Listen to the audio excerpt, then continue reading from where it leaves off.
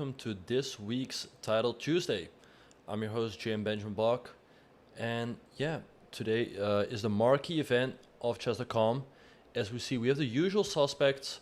We have Hikaru, a bit lower rated than usual at 3150.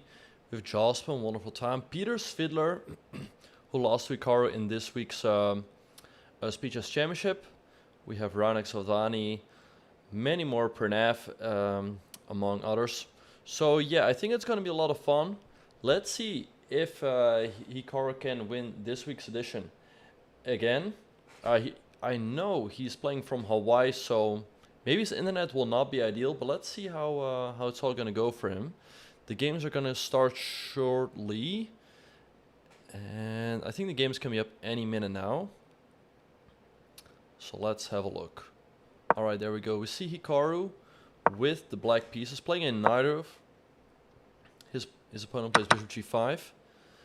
And the move e5 is a bit unusual from Hikaru. Because here white has good control over the d5 square. But, I mean, it's not too bad. He wants to go g6, h5, bishop h6 maybe later on.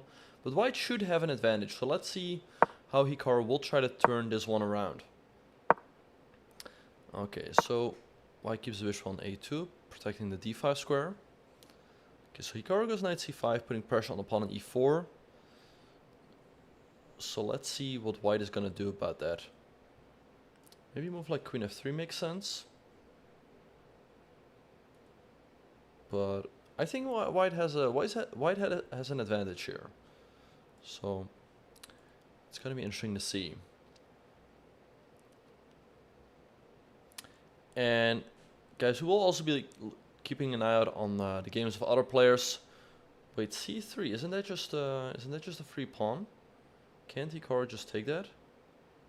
I wonder what white is planned. Yep, Hikaru is a pawn grabber. He takes it. There might be someone like queen g4 hitting the knight and hitting the g7 pawn. But okay, knight f3 played. I mean, maybe just bishop e7 and castles. It's up to white to prove the compensation. I think this was unnecessary to sacrifice the pawn like that. But let's see. Maybe white has a way to justify it.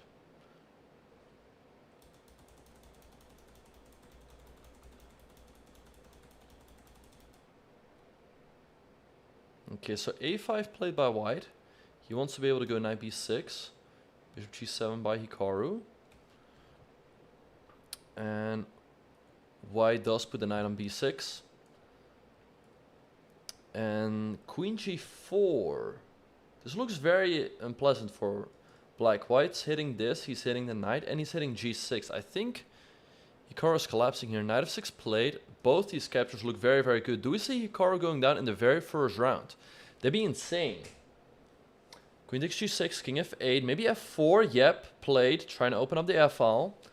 It's not looking good. Hikaru tries to keep the f-file closed. f5, e5, but then you weaken the d5 square. Yeah, f5 played. It's not looking good. It's not looking good for Hikaru. Let's see how he's going to try to keep this together. I think e5 makes sense. But still the position does not look great after knight to d5. If you can dislodge the knight from f6, then you can push f6 and black's position is collapsing. So I think Hikaru is in a very, very tough spot here. Let's see what he's going to do.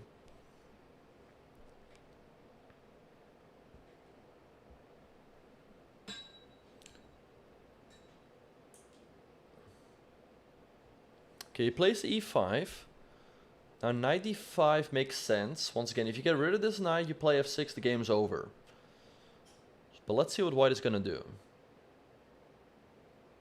Yeah, let's see how he's going to cope him with the pressure. I think knight d5 makes sense. But let's see. White is taking a bit of time here. Okay, knight d5 played. Yep. Lots of pressure here. I don't see a move for Hikaru. I don't see a move. If you take, white recapture. He takes on b6. Okay, but I guess you just recapture. You're up a full exchange. And the black king is still, you know, kind of unsafe over there. White's taking his time. I feel like White should play a little bit faster, because if it gets to time scramble, still anything can happen. I mean, there's really not too much need to take too long for knight takes b6, you would think, but he takes d5 played. Rook d1 perhaps, putting pressure on the pawn on d5, queen g3. Okay, hitting the pawn on e5. I expect something like queen d6 now. Yep, played.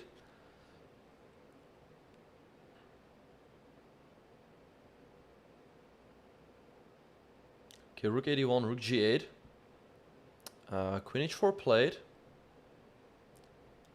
Okay, so still white is doing a lot better. So let's see how this one's going to continue. King of 7 played.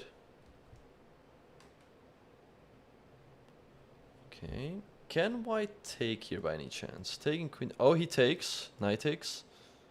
Queen to f6. Okay. There's check and knight takes f6. If you take with the bishop, white's gonna take, and queen takes f6. That looks very scary for black. So I think queen c5 and knight f6 is needed. Yeah, Hikaru gives a check with the queen. Knight takes f6, but this allows rook d7 check. King has to go back. Yeah, you can take on g7. Taking and takes on f6. That looks very, very good. You get the two pieces back for the rook, but white only has 30 seconds. He takes on b7 instead. Okay. e3 played. Queen h3, trying to slide in with queen c6. With queen e6, but maybe queen c6 is needed, because queen e6 is going to be checkmate on the board. Okay, white has 28 seconds, Hikaru 38. You have to stop queen e6, otherwise it's going to be checkmate.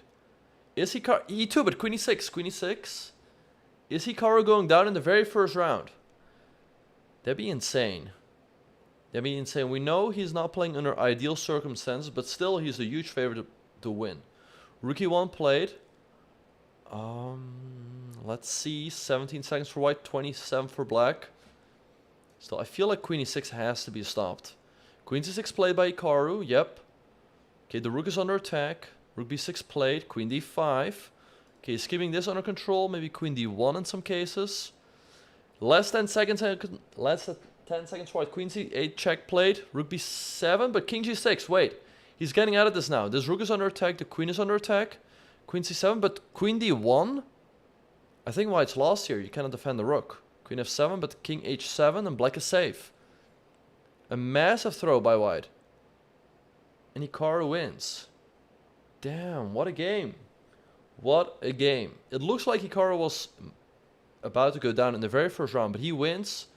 So let's see what other games we have. Let's see. So we also have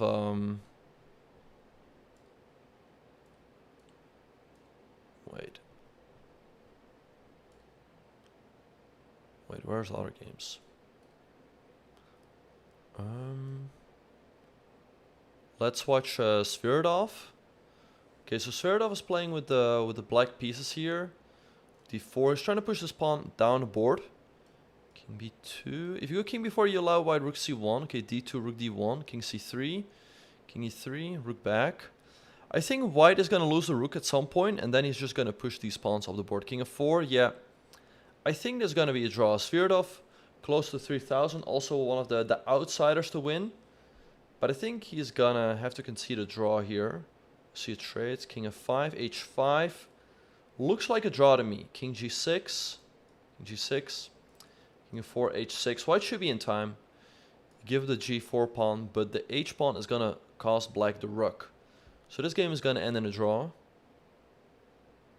Yeah, just h7, king g7, and we have a draw. So Zverdoff conceding a draw in the first round, not the start he was hoping for, probably. We still have a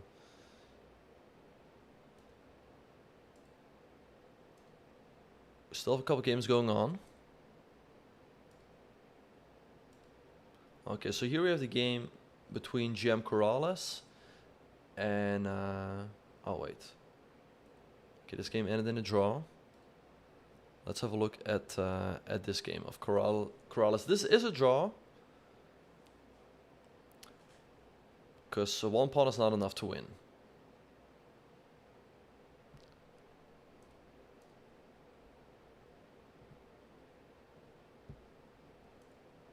Okay, the standing should be updated now. So rook g5, king e6. But yeah, this is just... Oh, rook h1, rook h1! Rook h1 was checkmate! That was... Oh my god! He had rook h1 checkmate. But it was missed. Will we see... no. Game ends in a draw. It's insane. I think that is the last game of the round. Yeah, most of the favorites did win their game. Including Hikaru, who had a very tough first round but did pull through in the end. So let's see what's going to happen in round 2. I think the games are going to start any moment now.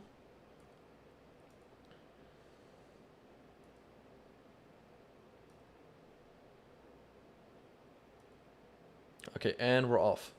So Hikaru's playing with the white pieces, playing sort of a b3 system. Okay, we see trade on e5, knight g4. Yeah, he likes to play these systems. He goes for knight c3, I assume. Yeah, black has e4, but he doesn't go for it. Okay, I guess queen d2 or queen c2, put a rook on a d file. Should be pretty pleasant for white.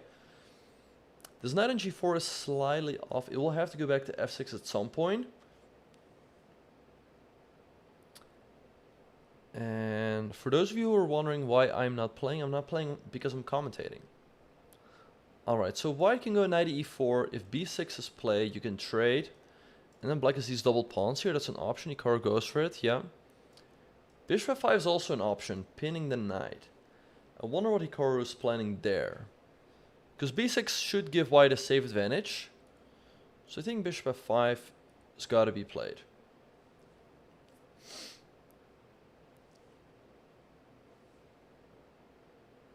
Okay, so b6 played. I expect a trade on the c5 square, but h3 first. Okay, I guess trade now. Yep.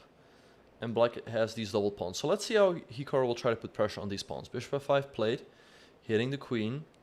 In exchange, though, black is covering like all these squares, right? Double pawns also have their advantages. And a b3 pawn is backwards. So queen c3 played by Hikaru, hitting the pawn on a5. Okay, let's see what black is going to do here.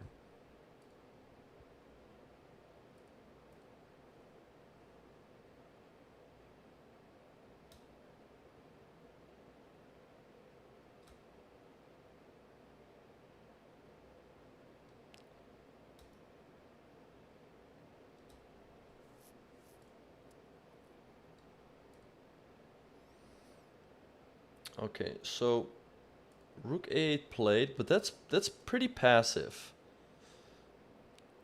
Because, okay, g4 played by Hikaru. He wants to get rid of the bishop. Maybe bishop d7, so you keep protecting everything.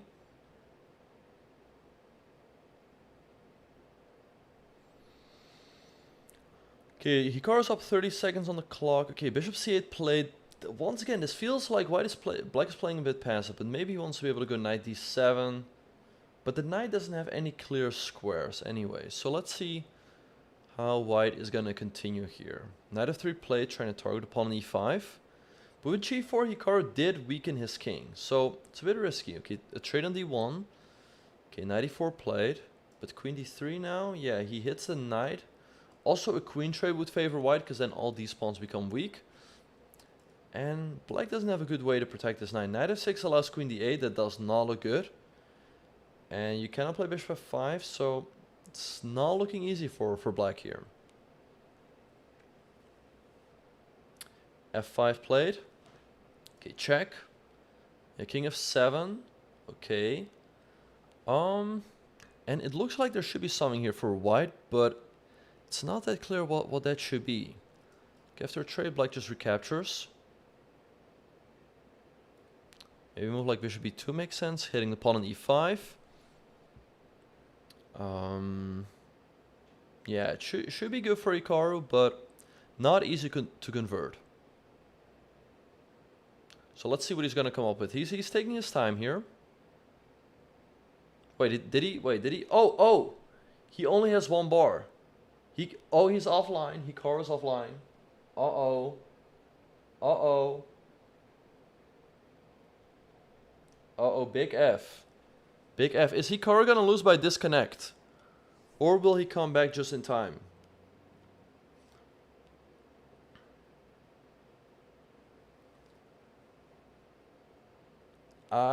Yeah. It's unfortunate. Time's ticking down. 1 minute and 10 seconds. Is Hikaru gonna come back in time? Or is he gonna lose?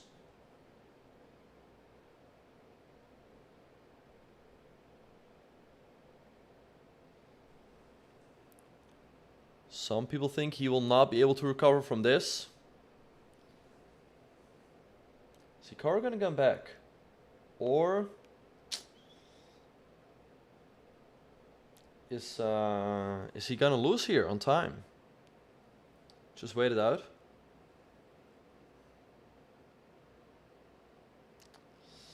$30 seconds.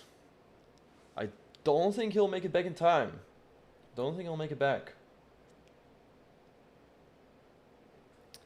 I think that's gonna be GG's. Yeah, 18 seconds. Oh, F5, GF5, Hikaru is back. Hikaru is back. Trade in F5, but he has to keep making moves. Wait, yeah, okay, he has 4 bars now. A trade in E7, knight H4. But he's definitely thrown off by this.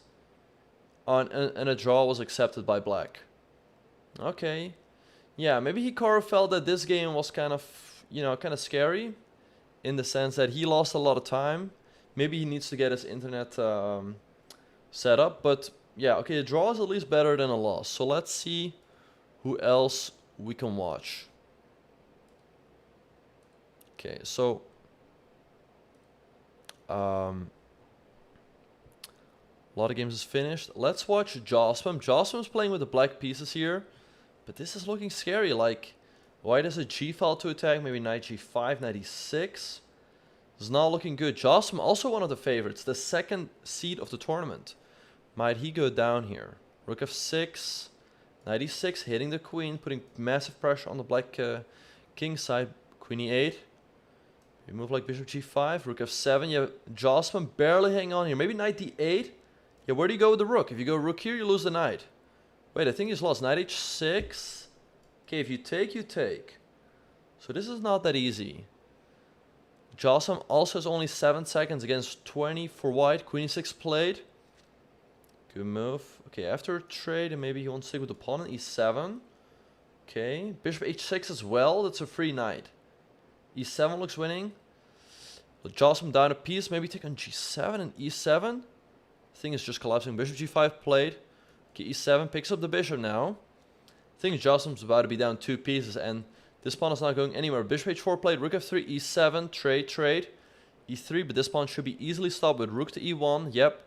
Snaps off the pawn on H3. There goes the E3 pawn. Yep. Can snap on B7. Just 2 full pieces. Rook H2. King C1, G5.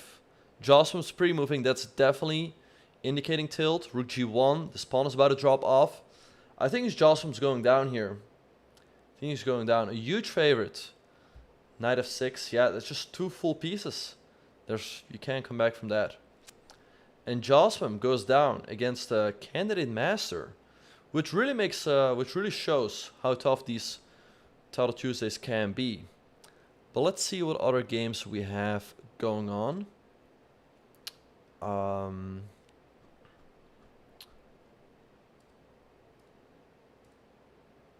Okay, we have Am I Terrible, who is about to win here.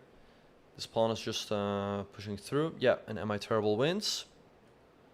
Let's see. We also have Arion Tori, the new Magnus from Norway. But he's down a piece here. I think he's going to lose. H6 though, this is tricky. Rook C2. H1, don't play King G3 because white takes with a check. And he wins on time. That was a very, very lucky escape by Arion, who's down a piece, but he wins on time. Hey, luck is part of the game. Let's see who else we have. A checkmate just happened here on the board. I think there's not a whole lot. Oh. Okay, we have Yaroslav Zverev converting a rook and pawn in game. Oh. What? No! That is so unfortunate. That is so unfortunate. He showed the technique. Oh my god. Oh my god. And I don't think king b6 was even a pre-move. He just... He took his time, but... It's... Oh no. But yeah, this is instructive. If black would have given a check, you go king up. Check, you go king here. Wait, let me show it to you guys. Check, you go king here. Check, you go king here. Check, you go here. And after check, you go rook b4, which is why you put your rook on the 4th rank. And after the trade, you're going to make a queen. But unfortunately, he fell for the very last trick in the position with rook c4. I don't think this was even pre-moved, but maybe he was holding it. Very unfortunate for Yaroslav, who was about to win his game. But that wraps up round number 2. I think round number 3 is about to start. Yeah, there we go. Let's watch the game of Peter Svidler, who lost to Hikaru earlier this week in the Speed Chess Championship. Okay, his opponent took his time for his first move. E4 was played. C5, C3, Alpine Sicilian. So let's see, there's some options here. D5 is an option, knight f6. Those are the two main moves. So let's see. Queen a5. Okay, very stopping d4 with force, so to speak. G3, and now knight f6, bishop g2. Maybe knight c6.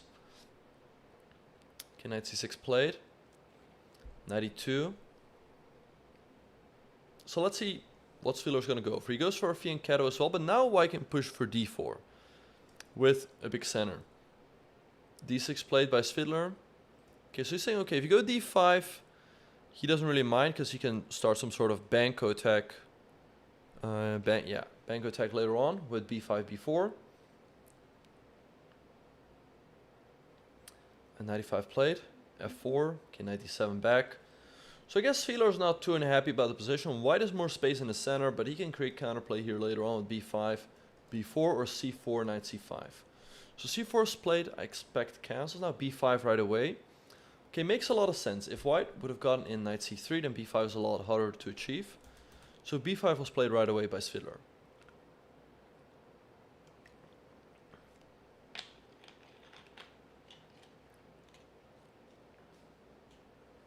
Okay, so e5. Okay, trade. This is a pawn sacrifice. Okay, takes, there's d6. Hitting the rook in the corner. And white is trying to open up the center. Not sure if this is the kind of game that Svidler likes. He's generally the one who likes piece activity. Okay, I think white should just take an e7. Open up the center. Yeah, which is what he does. Now queen d8 is not checkmate because this queen is still covering it. But, I mean, you don't really want to take with the king because then your king is wide open. White can follow up by bishop f4 or bishop f5, bishop g5, knight c3 with a dangerous initiative. So queen c7 played by Svidler. Bishop f4 makes a lot of sense here. Yeah, this looks scary for black. Especially in the blitz game, you definitely want to be the one that is attacking, that has the initiative. But let's see.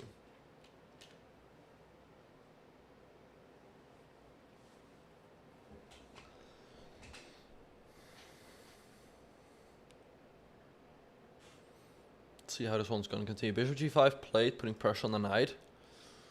I mean, if you take with the queen or the king, you're in a nasty pin. Knight c3, yeah, threatening knight d5.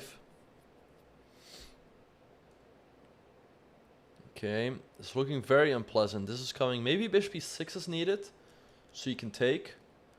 If Svidler just gets one move, he might be okay, but this pin is so unpleasant. So let's see what he's gonna do. A lot of favorites struggling here in the very first rounds. Svidler taking his time. Bishop b6 played. Okay, so knight d5 you take. There's knight e4 as well, but then you have the chance to defend with knight to d7. So let's see what white is going to do. Knight e4 is also an option. Trying to get the knight to d5 anyway. Knight e4 played, yep.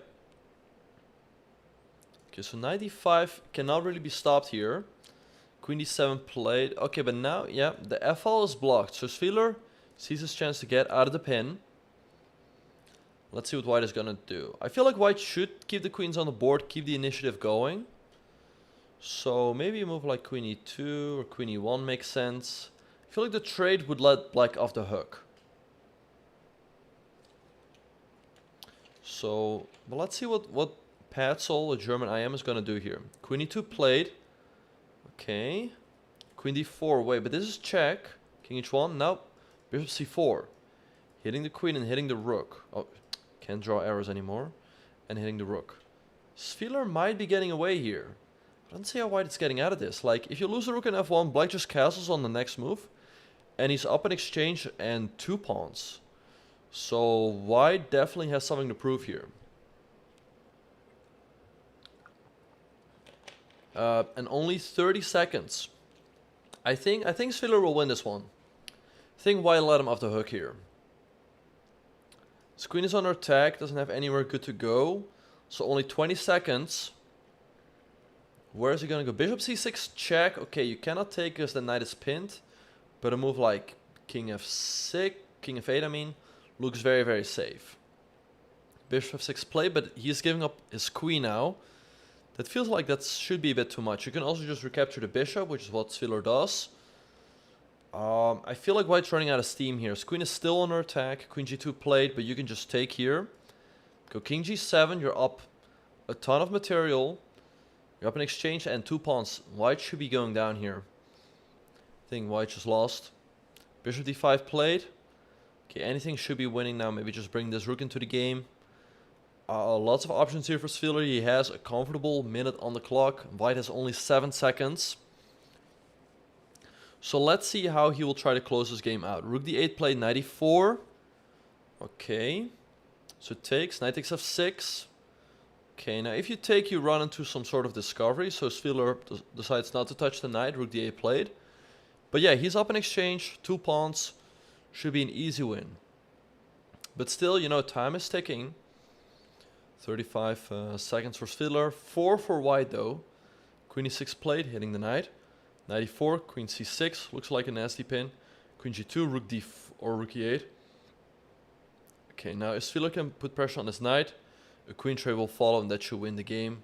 So I guess you just trade. Yep. f6 played. This knight has to go back. Rook d2. Yeah, trying to clean up the second rank. And white lost on time. So Sviller moving to 3 out of 3. Good start for him so far. But it was looking pretty scary in the beginning. Let's see who else we can watch. Let's watch Wonderful Time. We haven't watched him yet. So Wonderful Time is down a pawn, but this pawn is under massive pressure. And that could lead to a checkmating attack. Black has no time. Moves with 0.4 seconds on the clock. And he makes a move with 0.1 seconds on the clock. Can white take and rook d7? That could lead a checkmate. King here. Queen e5 played. And he wins on time. Yep. Yeah, you cannot, like, even though there's the 1 second increment, you cannot allow yourself to get too low on time. Because you will make mistakes. Or you can lose on time. 1 second is not a lot. Let's watch Raunak's game. Ooh, Raunak just won. Okay, let's see if we can find Hikaru's game somewhere. Who's trying to mount a comeback? Or let's watch Pranav. Okay, Pranav is a piece up, but this h-pawn is pretty far advanced. Rook b1, rook b1, and h1. Oh my god, Pranav's down in exchange here. Still chances for a draw, but this pawn is also falling. Maybe you can hope for some sort of fortress. Knight d4, bishop f6. Everything is protected. Oh, but you drop c4, king f4 though, but you just go bishop back, and if you take here, black takes here. Now, I think Pranav's going down against Bean Screen, a very tricky NM. b5, but now you drop the b3 pawn. Not looking good for Buddy Pranav.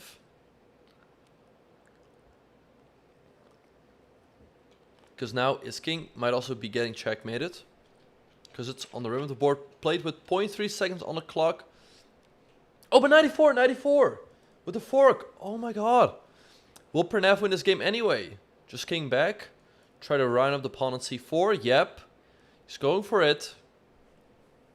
His buddy gonna mount a massive comeback here. He was down and a full exchange. Knight c2. He should win eventually, but it's still not over. Knight e5 looks like a nice plan. Hitting this pawn, hitting this pawn. So the c4 pawn is about to drop off. King d4 played first. Okay, there goes the c4 pawn. Taking with the knight. Okay, yep. Now he's got to round up the f7 pawn. Knight f5. Okay, maybe bishop g7, king f6 looks like a nice plan. Knight h4. King f8, okay. Still some work to be done here. King f6. Bring the knight around. This should be a win for Pranav. King h... yeah, check. Okay, another knight maneuver. Knight d6, nice. You can pre-move this. The f7 pawn drops off. But Pranav might have to checkmate with knight and bishop. So can he do it? He's trying to avoid it. He's trying to avoid knight and bishop. Buddy Pranav is not... okay, king e7. Yeah, the bishop is trapped. Okay, okay. Yep, this should be a win. You push this pawn up the board. Okay, yep. g7, and that's going to be a queen. Yep. Okay. Pranav about to win this game. It's about to be checkmate. Just... oh, he does not want to take the bishop. He's too afraid to stalemate. He's too afraid to stalemate. But he knows with the bishop on the board, a stalemate can never happen. And Pranav wins his game. Moves to 3 out of 3. Okay, let's see. Are there any games ongoing? I don't think so. So round number 4 is going to start anytime now. Let's have a look at the standings.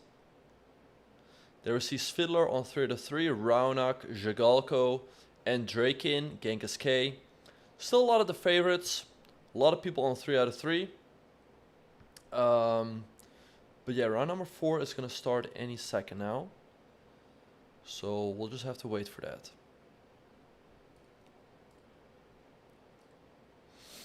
So let's see. And we are off. Let's watch... you know what? Let's watch Jeffrey Zhang. Sitting at 30-50. Definitely one of the favorites. Made it to the Speed Chess Championship, where he lost to Wesley So. So let's see how he's going to fare today in Title Tuesday. Okay. So a bit of a slow system here by Jeffrey. Okay, knight d7, bishop e2. c5. I guess castles, maybe c4 eventually. Okay, we see trade on d4. Rook e8. c4. Black can push e5, but it's not clear if that actually helps him, because it weakens some squares in the process. So bishop e2. Now let's see how Zverdoff is going to continue here. Can play b6, but then after taking knight c4, this knight is under attack, e5 is under attack. The knight's ready to hop into d6, so I think that's what Jeff is playing for. Like, he's trying to provoke black with the move e5. And black can play e4, but once again, that weakens more squares. So let's see. Okay, queen e5 played, I guess, trade, and knight c4. This looks very, very pleasant for white. Knight takes, but knight c4. Wait, you're almost losing here. You have to go queen here. Sorry, if you go queen there, there's knight d6 with a fork. So queen c5 played, rook c1, putting pressure along the c file. It's looking tough. Jeff is threatening all sorts of discoveries here. So let's see what Zverdoff is going to do here. Looking tough, looking very, very tough. Okay, knight f6 played. Okay, white can win a pawn here if he wants. Yep, Jeff takes it. Queen e7. Knight g5 is a move, hitting f7 with both the knights. Yeah, bishop c4. Also an option with the same idea. It's looking very good for Jeff. He's also up 50 seconds on the clock. So let's see if he can convert this one. It's not over yet though. Bishop c4 played, bishop e6, knight g5, trying to grab the bishop pair. Guess rook d8 has got to be played. Yep, queen f3. He's really trying to put pressure like on these points. Rook d1 is his next move, I guess. So looking very, very good for Jeffrey. And yeah, looking tough for Sorokin, who's down a pawn, who's down a minute. Jeffrey also has the more active position. Knight g4 played. Okay, some tricks here.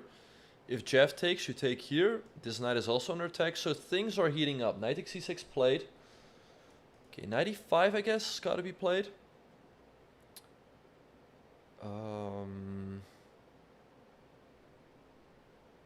I guess so. I mean, if you take, there's still this. Like, otherwise there's too much hanging. Like, this knight is also always hanging. But Jeffrey playing very, very fast, keeping that time advantage. Let's see what Sorokin is going to do.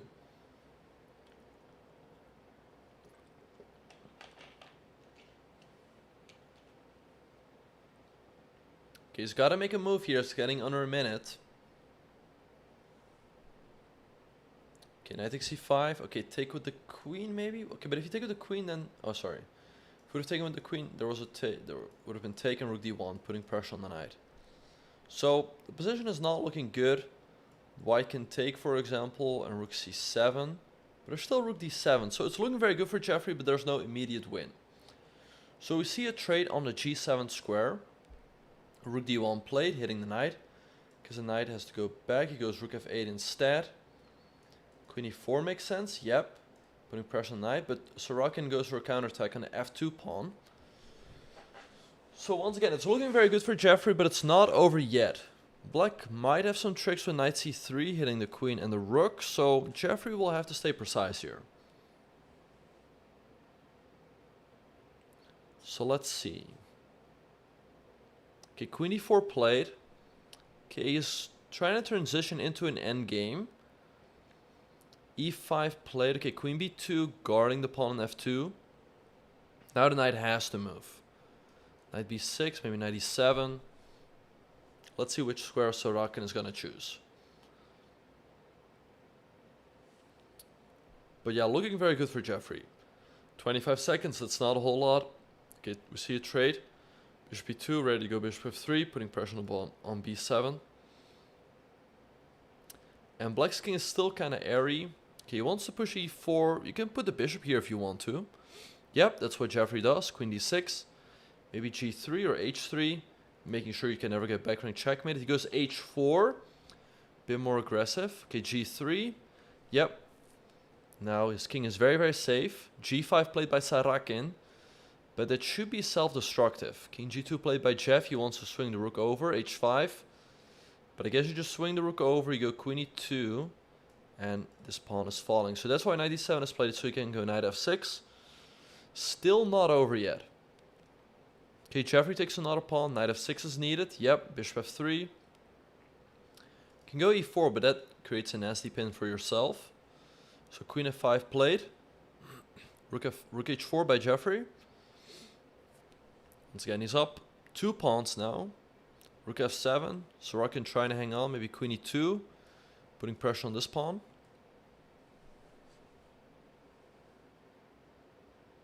So queen e2. Yeah, he's hitting the pawn. King g6. He's barely hanging on here. It feels like there should be some sort of trick, but e4 there's still queen g5. Wait, but then there's this, this, and this. Missed by Jeffrey. Okay, bishop e4, he's going for the trade. Yep, okay. Rook and game up 2 pawns, that should be an easy win. Everything is weak in the black position. Rook a4, yeah, this is weak, this is weak, this is weak. King f3, for example, rook a5. Yeah, bring the king up, I guess. e4 played. d7. Okay, you can give a check. King up, okay. Rook c7. Let's see what Jeffrey's going to do. Maybe still a check. King g5, rook e6. Would be a way to continue. King e2. Rook c2 check. King e3. Okay, check, check. King d2. Now, you don't really want to play I mean, you can, but it gives Black a passed h-pawn. So there's no reason to do that. Rook e6. Yeah, he snaps off another pawn. Okay, you can take here or rook f5 first. Should be an easy win for Jeffrey, up 3 pawns. So rook f5 played, take on h5. Rook d7, just move the king, I guess. 3 pawns should be too much. King c2, d7, h4. But yeah, these pawns are easily protected, and now he's just going to push them up the board. The king always sits very safely on a3 or something. So I just push the pawn here. And Jeffrey should be on his way to convert this one and 4 out of 4. c7, king b3. Just slowly pushing up the board. b5 perhaps. Okay, it's not over yet. If black gets 1, 2... Oh, sorry. Okay, that's not a checkmate. But yeah, Jeffrey is just pushing this pawn forward. Very effective way to win. Just g7, g8, and that's a new queen on the board. Black is losing his rook. So Jeffrey wins. He moves to 4 out of 4. Good start for him. Was that the last game of the round?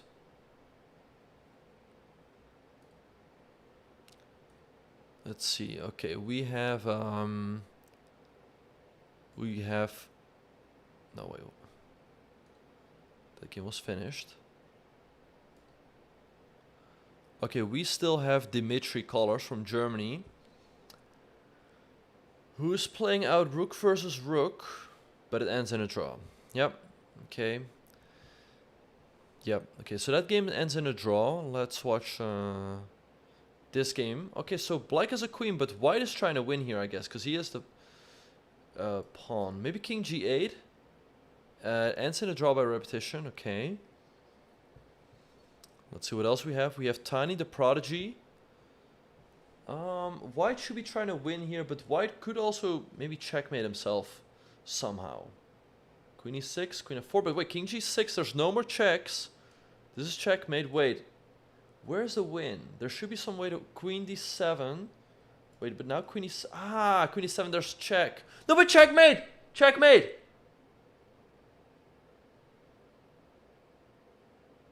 Oh my god. That is insane. Did white have a win here? I don't know. That's insane. White was pushing for the win, but he blundered checkmate in the end. Okay, so let's see. One last game going on. No, wait, sorry, this one ended in a draw. So I think that wraps up round number 4. So we are going to take a short break, but we will be right back. Don't go anywhere.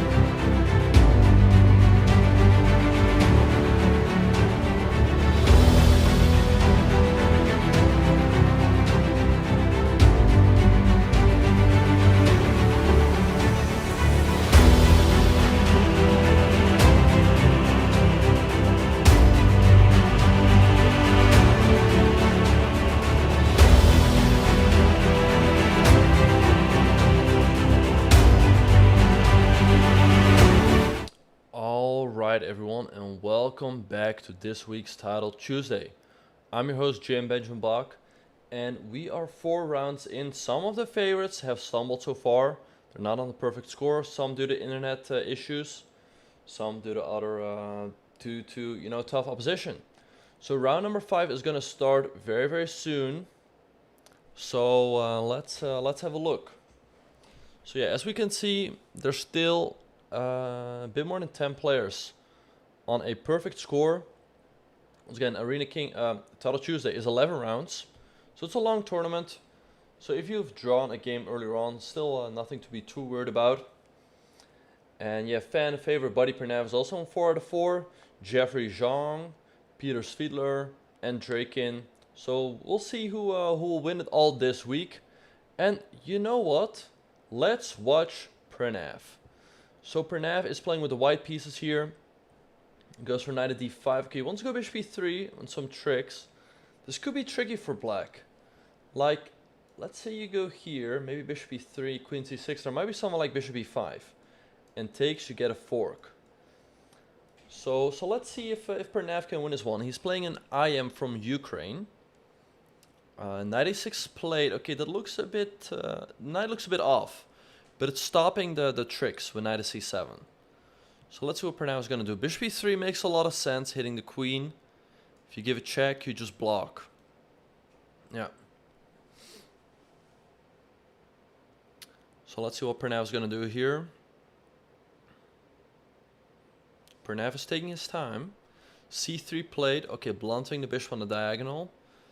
I think a move like knight f6 makes sense, but maybe you get hit with bishop e3 and bishop d4 and your pawns might get doubled. b4, wait, maybe knight f6, knight f6? Maybe you lose immediately by b4. Wait, there's still, no, queen d6, bishop here, right, and queen here, you get a fork. So looking tricky here for Pernav's opponent. But let's see what he's gonna do.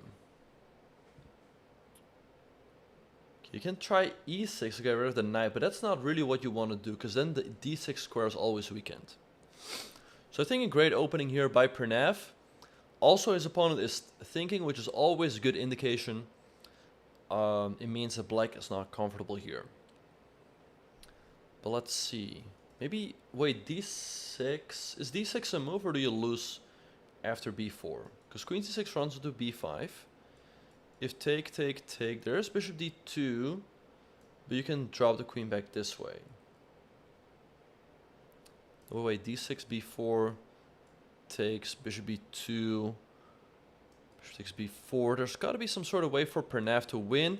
For those of you who are wondering, Hikaru had internet issues in round number 2, and eventually he drew that game. He managed to reconnect just in time, but he was like, I don't want to deal with this, is my guess. He offered a draw, and so unfortunately he left the tournament.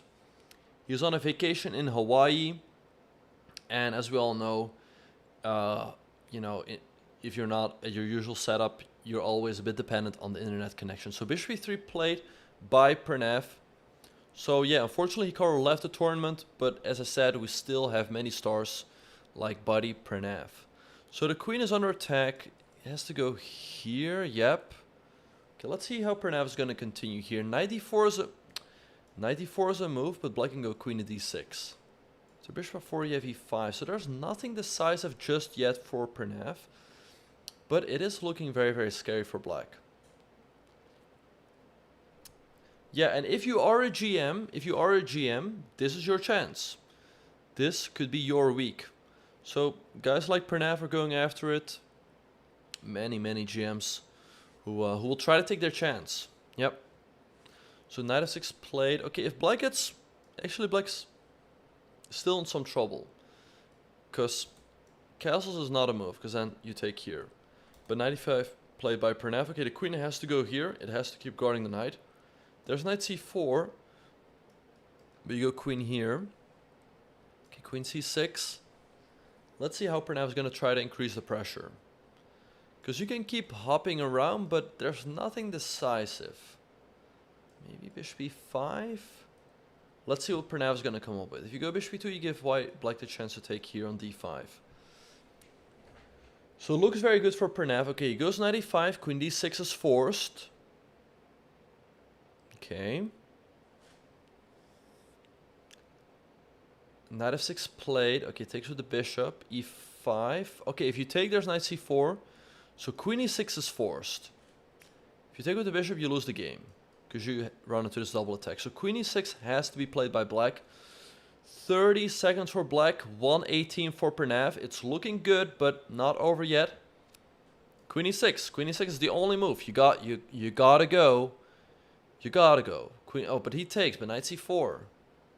Okay, queen e6. Aha. So the idea is that if white takes, there's d6 or f6. But oh, but wait. There's queen e2 and takes.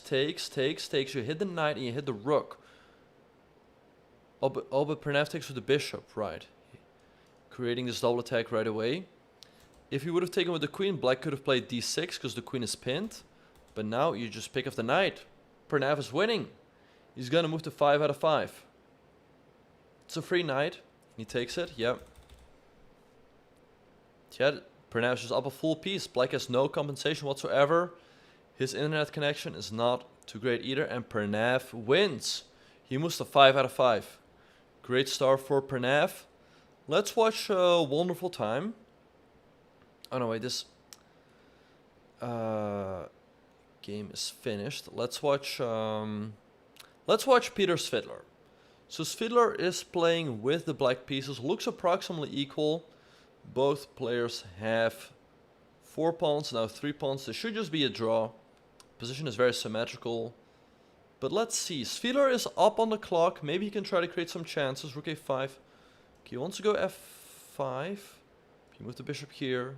Okay, rook c5, bishop there. a5. This should be a draw. f4. But once again, like up 30 seconds for Svidler, maybe he can make something happen. Rook d7, but that's just a draw offer pretty much. Because take.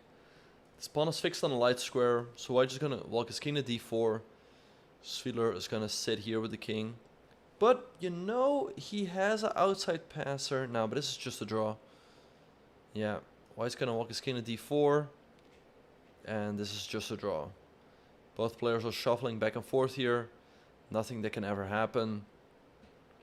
So yeah, this game is just going to end in a draw. Right, just go back and forth.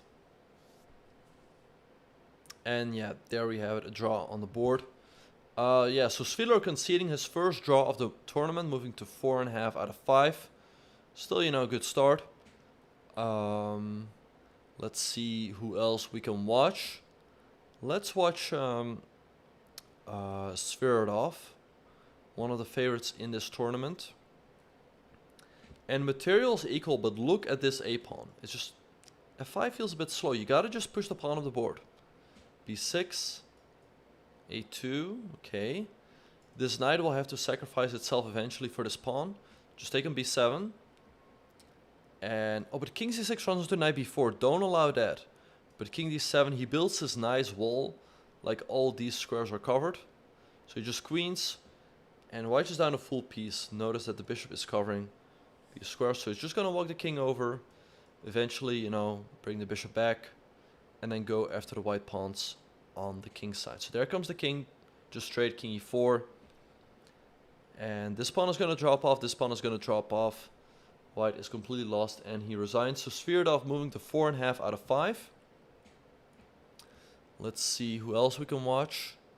We have the last games of this round. Arseny Nesterov is going down here against Bahadir Özün from Turkey. But it's not over yet. If you queen, white gives this check. So knight g4, very clever move.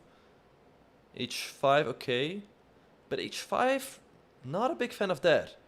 He could have just queen here. I mean, yeah, knight f1. It's okay. Just take this pawn. Takes, but he's taking his time here to win. Wait, this might be a draw now. Wait. This pawn is dropping off. Yeah, this pawn drops off, and there's nothing. 93. We just take on f2, and the game is drawn. Insane, absolutely insane. Black could have just queen here. This was practically mate in 2. Look.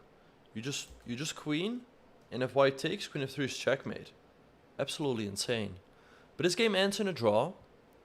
The last games of the tournament are going on. Let's see. I think this round has come to an end. Yep. The next round is going to start any moment now. If we have a quick look at the standings, we see that there's only 5 players on 5 out of 5. Andreikin, Raunak, Sadwani. I don't know who this is. Buddy Pernav. And what's his name? I forgot. Paravian from Russia. So round number 6 is going to start any moment now, and we are off. Let's watch. Let's see who we're going to watch. You know what? Let's watch Jeffrey against Paravian. So for those of you who are just tuning in, Hikaru had internet connections, which is why he dropped out and stopped his stream. Okay, so Jeffrey going for a bit of a sideline here with h4 and h5. This is very sharp stuff. Okay, takes, bishop g4. He takes, bishop c4. King of 1 by Jeffrey. He doesn't want to castle because he wants to keep his rook here. Queen b8.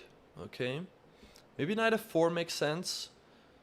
Because if you trade, black gets a lot of control over the dark squares, and otherwise you put pressure on his bishop here. f5 also moves, trying to open up the f-file. But let's see what's going to happen here.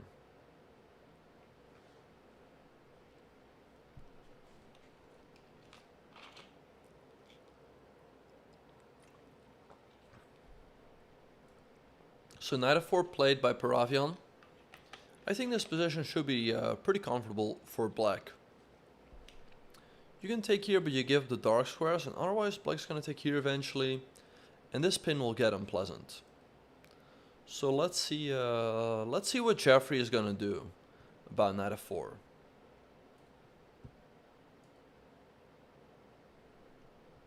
Okay, Jeffrey taking his time here. Okay, it's down half a minute on the clock. Rook h4 played. Okay, so he's hitting the bishop. If black takes here, I guess he wants bishop f4. But maybe you can take here as well, or h5. Yeah, protecting this bishop over here. Looking quite promising for black. You can trade on f4, but then black's going to put pressure on the b-file. So, not looking too good for Jeffrey, I would say. So under some pressure here, it's down half a minute on the clock. Let's see how he's going to deal with this. Jeffrey taking his time. Bishop b5 played, hitting the knight. Wait, but there's some tactics here. If black takes, you can recapture because you lose the bishop. He has to take here. Bishop f6. The bishop's under attack, the rook's under attack. Let's see what dropstone is going to come up with. I think this makes sense. Take and bishop f6 maybe. But not clear how that's gonna work out. But let's see what he's gonna do.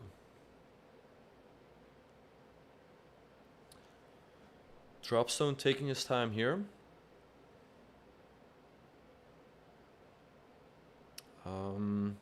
He must be calculating this move for sure. Question is whether he goes for it or not. Like, Jeffrey is hitting this, he's also threatening bishop c6. And he goes for it, yeah, bishop c3, bishop d7 on the board.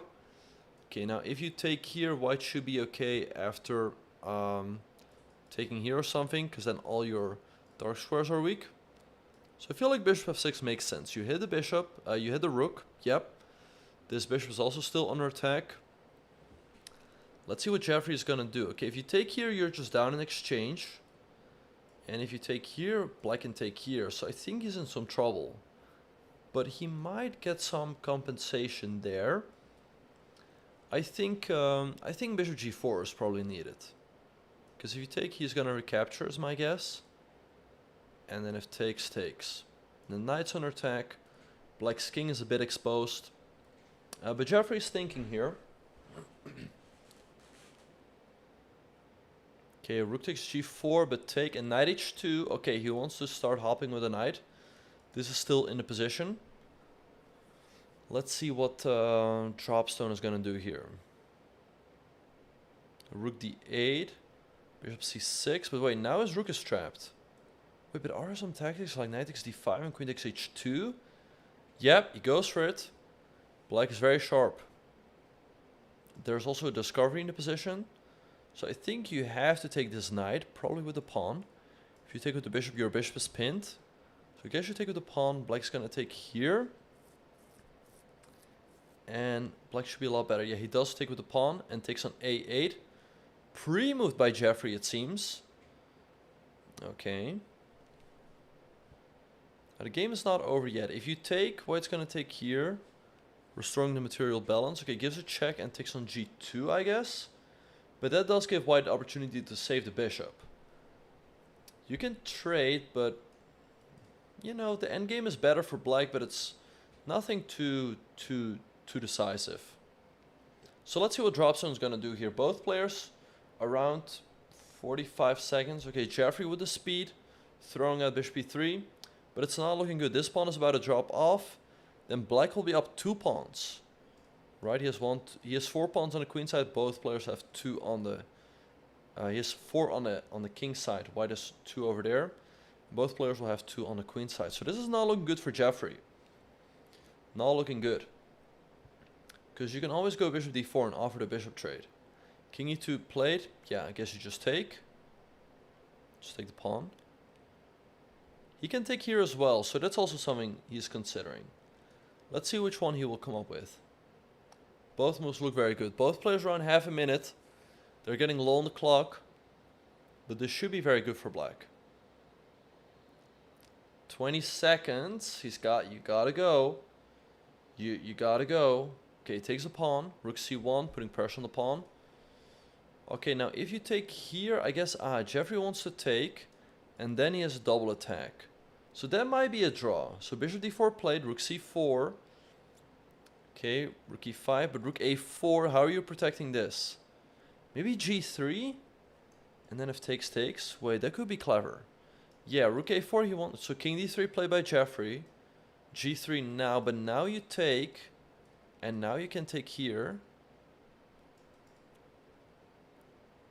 I guess you have to take. Or f3. f4. Okay, rook e1. He wants to go after this pawn. Let's see what Jeff is going to do. Rook c2 to guard. Rook f1. Okay, he's going after this pawn.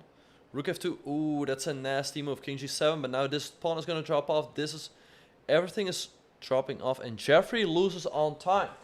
So Dropstone moving to 6 out of 6. Very, very good start. Can Dropstone be one of those GMs who takes advantage of Hikaru's absence? Let's see. Let's keep, looking around. Let's watch Buddy Pranav. Pranav is looking very good here. 2 bishops up 3 pawns.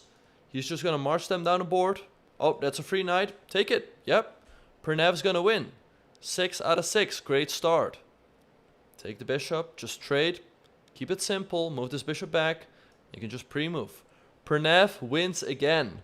Moves to 6 out of 6. Can he do it? Let's see what other games we have. We have Andreikin versus Raunak. Andreikin down 2 pawns, but the black king is a bit exposed. Wait, bishop e5? King e6? Wait, king f6? Is this... I think this is just a draw. I think neither player is anything better, yeah. Oh, he goes for more, but... There. Okay, check. King f6, check. Yeah. Raunak had a chance here. He could have gone king to d5. And have checked king up. It's very important here, by the way, not to give a check here, because then black can block. But yeah, this game ends in a draw. Raunak definitely missed some chances there. He was up 2 pawns. But yeah, both players moved to 5.5 out of 6. Let's see what else we can watch. Let's watch Am I Terrible?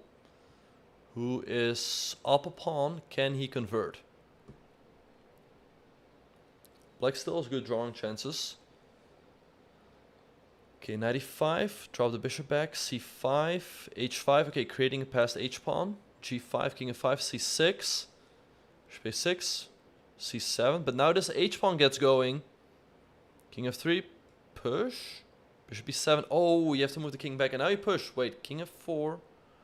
Wait, how are you stopping this pawn? Okay, queen, take, king g2. Take, yeah, but this is just a draw. Just a draw. Yeah, so this game ends in a draw.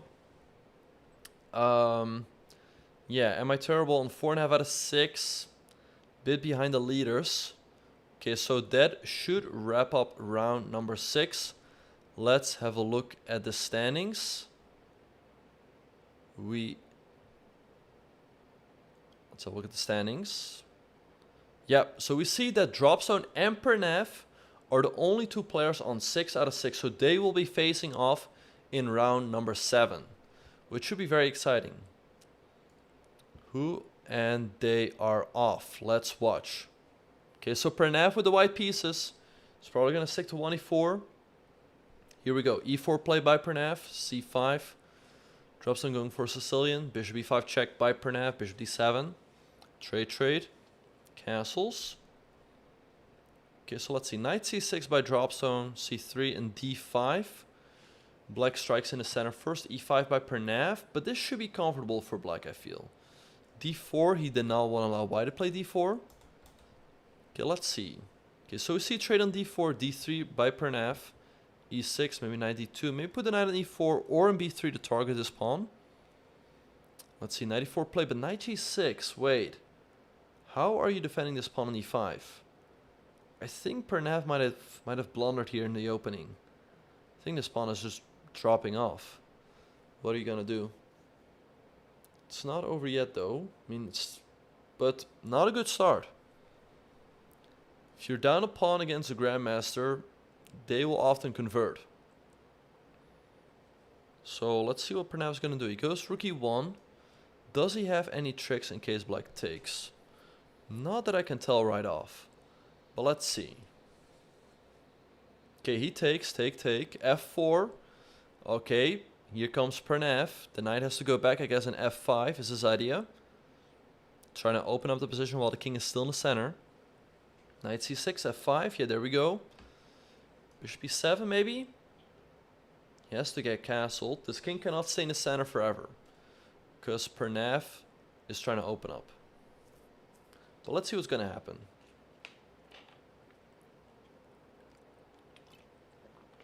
Bishop e7 played. Okay. Now you can take, but Black will probably just recapture. So Pernev definitely has some compensation, but it's up to him to prove it.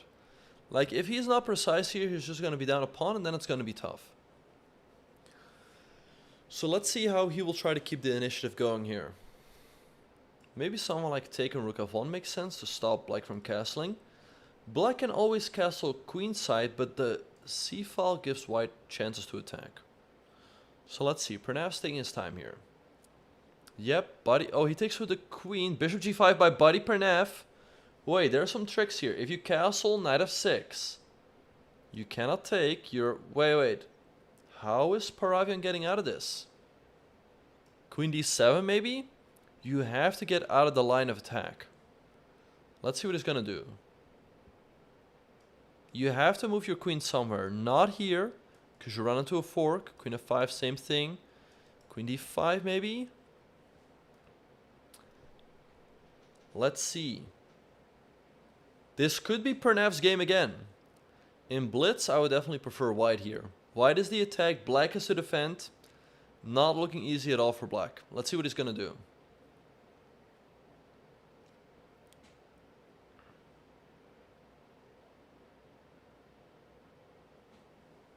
So Paravian is taking his time here.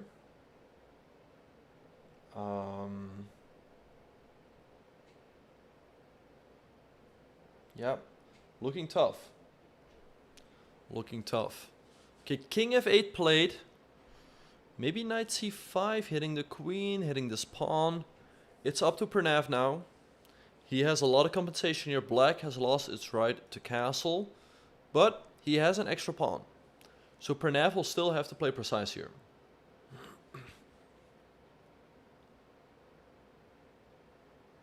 Let's see. Pernev No, his name is Pranav. His name is Pranav now. Okay, so Rook C1 played by Pranav. You can trade. Okay, takes. Take with the knight. Queen d5. I feel like Rook C1 let black off the hook a little bit. Okay, but the queen is under attack. Black has to move it. Buddy Pranav is playing very fast, keeping that time advantage. Queen h5 looks tricky, but I guess you just...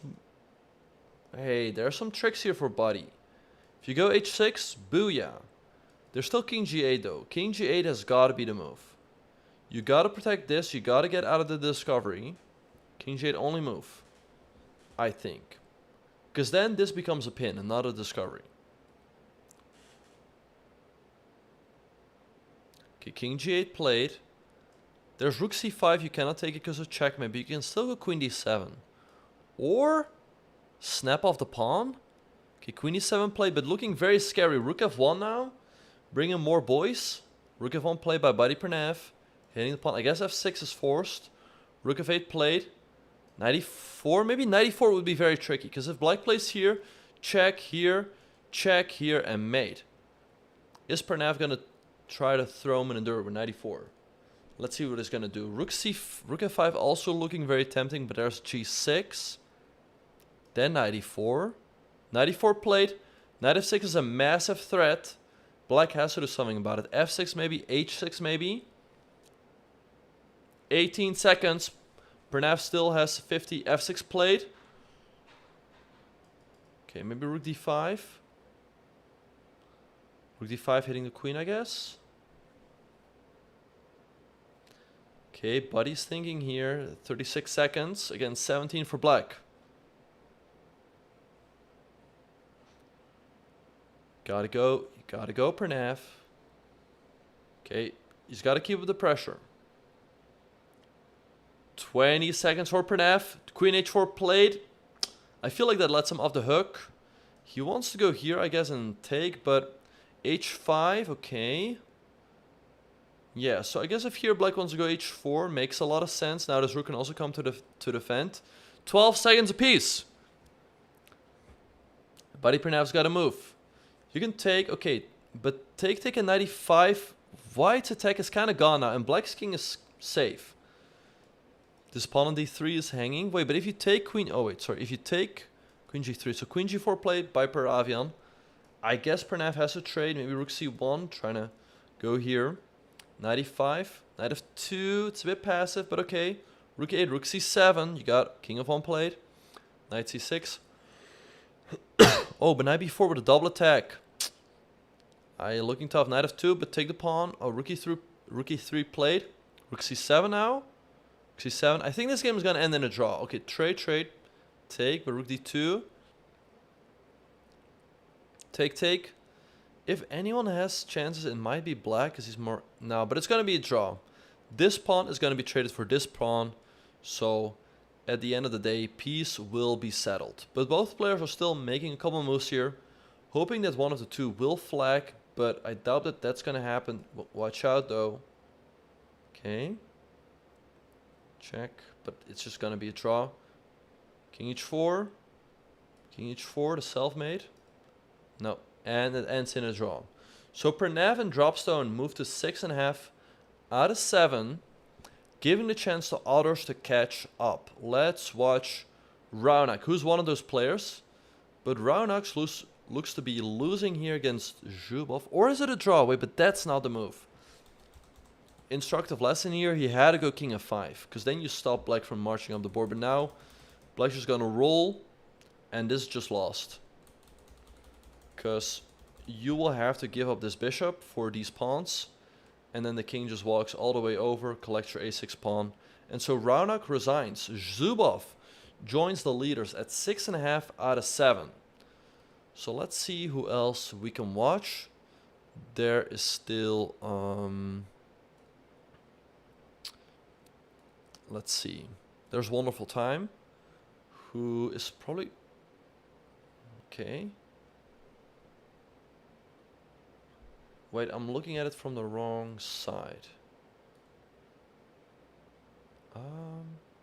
Wait, what's happening? Wait, is this a draw now? Don't go here because you lose your queen.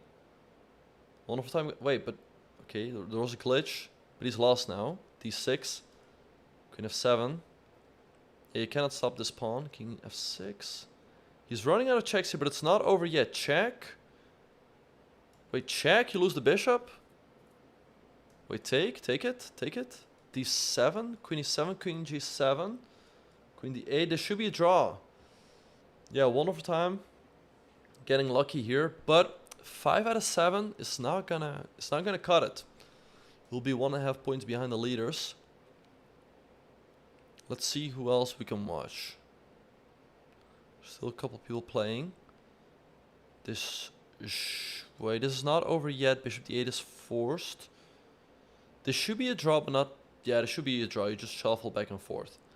And if the king goes there, you just go bishop B6. King G5, bishop B6. Pre-move. Yeah.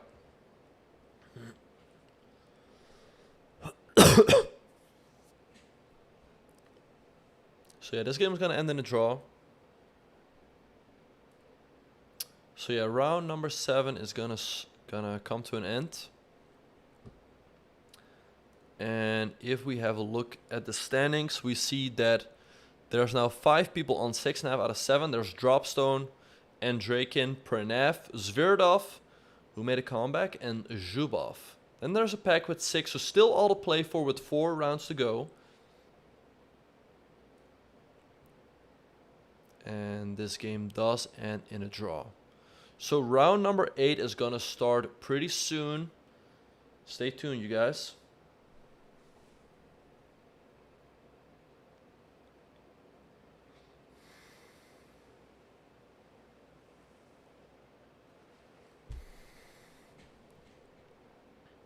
Yeah. So 5 players on 6.5 out of 7. They'll probably play each other. You know what? Let's watch Andreikin in this upcoming round. We haven't watched a whole lot of him yet.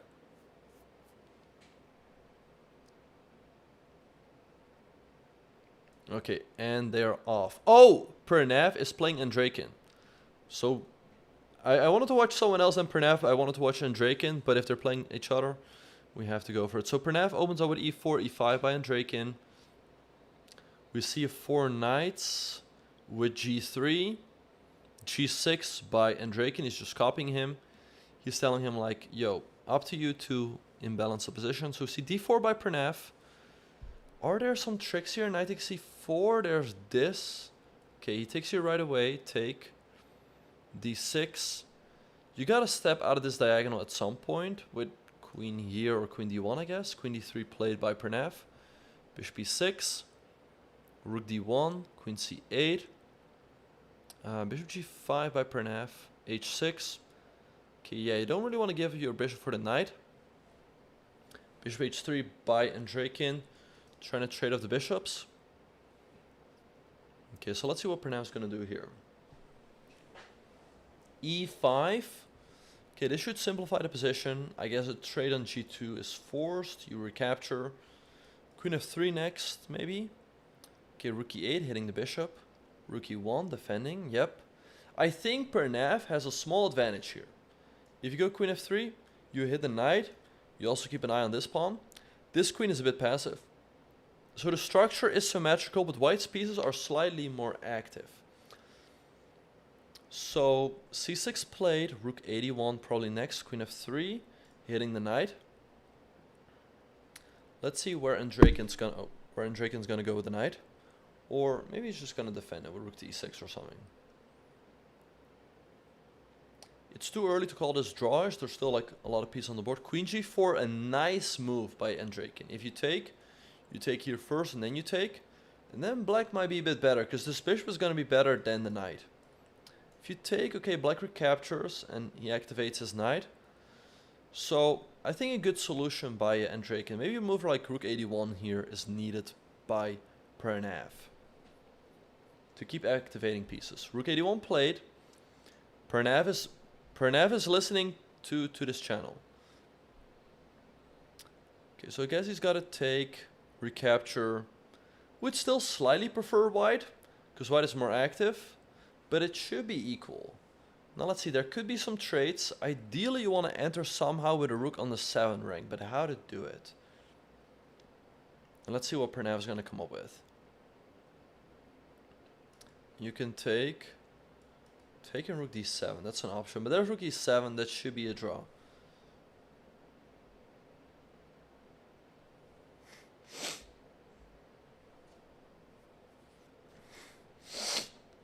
So let's see what Pernev is going to come up with.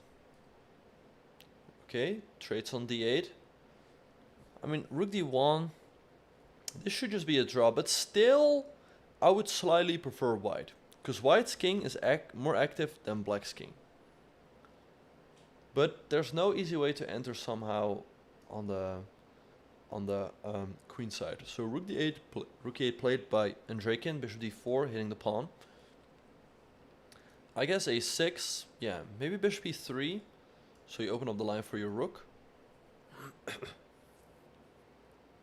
Still looking very, very equal. Knight a4, giving Andreikin a chance to pin him. I think you gotta go rook d8. Yeah. Okay, let's see. Maybe knight c3, maybe rook d3. Nice move by Pernev, unpinning. The rook is defended now. Okay, rook d5 played by Andreikin. There's knight c5, hitting the pawn. Let's see what he's gonna do. c4 also an option, hitting the rook. Then maybe check or rook back. Definitely looking a bit more pleasant for Pernev. But can he grind down Andreikin? Will be very tough. Andreikin is known to be a very, very solid grandmaster. 2700 plus for more than 10 years now or something. So let's see how he will try to increase the pressure here. He goes c4, hitting the rook. Rook here, maybe a rook back. Let's see what he's gonna do. Rook f5, okay. King e2, king g2. One of these two has to be played.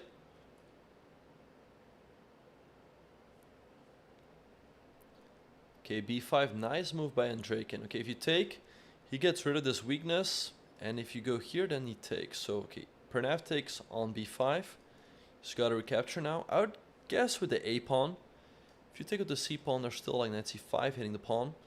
It looks even, but Andreikin is up like half a minute on the clock. That could be a factor later on. Knight c3 by Pernev. Still, once again, I would slightly prefer Pernev. These pawns could be targets. If I were white, okay, knight g4 played, putting pressure here. If you take, you take. Let's see how Pernev is going to deal with this. Maybe h3, but then takes. Looking tricky. He takes, but now rook f2.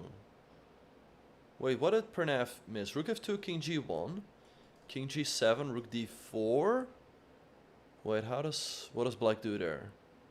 Maybe black just takes, yeah, I guess black just does this. Rook d4, I guess you maybe take and take. And since this knight is so pinned to the defense of this pawn, black should be a bit better. And he goes for it. Okay, so Pernev has to take. Andreikin's going to take here. So yeah, the position has opened up. And now definitely, you know, to have Andreikin's time advantage is definitely a factor. Okay, if you go b4, that would allow knight a4. So a5 played preparing b4. If a3, you run into rook b3. a4 by Pernev. b4, it's got to be played if you want to win. b4 played. Where's he going to go? Knight e4. Okay, so if rook a2, there's still knight c5. You defend the pawn. So Andreikin goes rook c2. Very tricky. Stopping knight c5. Rook d2, but b3. b3 now. If you take, you cannot stop this pawn. This pawn is going to march forward. Pernev at only 12 seconds. I think he's going down. I think he's going down. Yeah, this pawn cannot be stopped. This is very sad for Pernev. Yeah, f5 first, the knight has to move, and then rook c1. Yep, rook c1. Pernev is going down. Yep, Pernev loses to Andreikin. Very sad for Pernev fans. But Andreikin hung in there. He kept that time advantage. And eventually, that's what counted in the end. So let's watch Zubov against Zverdoff, two of our other leaders.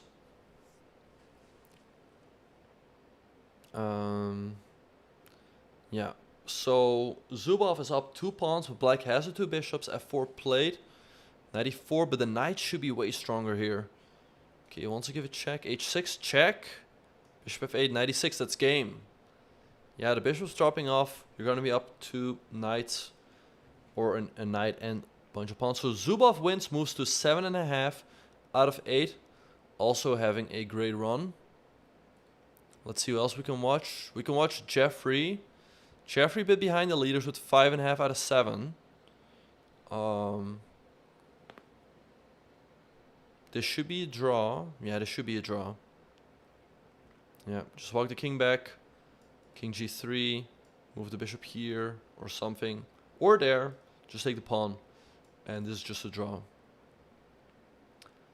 Jeffrey pre-moving everything now. He might be a bit tilted, I guess. And the game ends in a draw. Yeah. I think that puts Jeffrey out of contention. With 6 out of 8, he will have to win his last games, but still that's not going to be enough. Let's watch. There's still some people on 6 out of 7 who could close the gap. Here we have Bashar Yarrow against Angry Twin, but I think there should be a draw. Like if you go king here, there's king d3, but still just king f2. So this game ends in a draw. So that might, there should still be a couple of games in round number 8. Let's watch Raunak. Oh, guys, here you have it. Bishop and knight versus king. Can he convert? Bit of a weird technique here. Wait, what is he doing? Okay, king there. Yeah, but now the king is getting trapped in a corner. Bishop here, check, check, and checkmate. So there we go.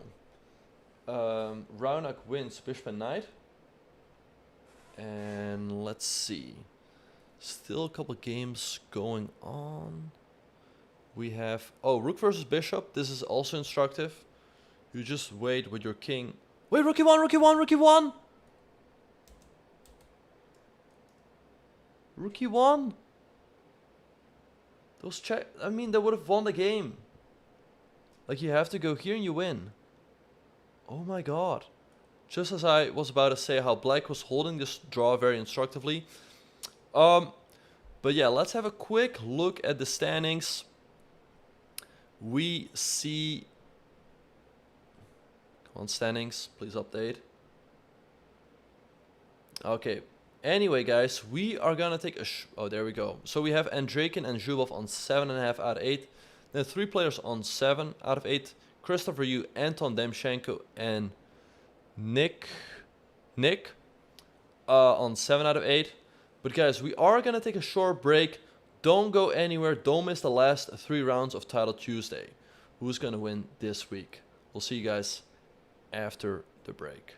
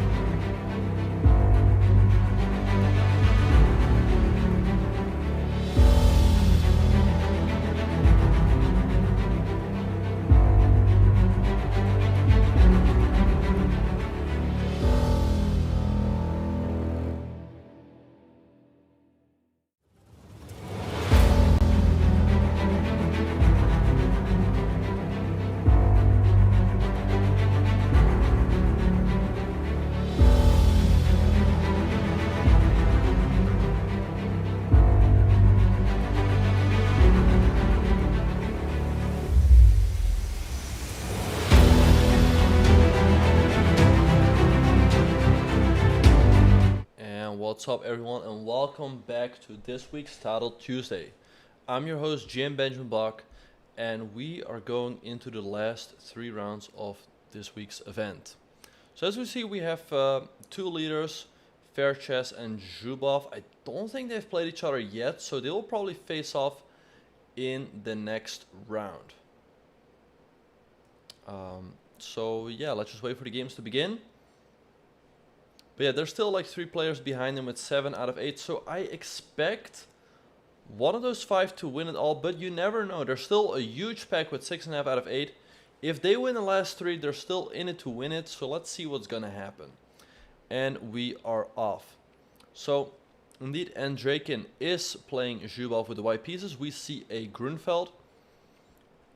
The main variation with takes an e4. Andreikin plays bishop e3 and queen e2, queen a5 played by Zubov.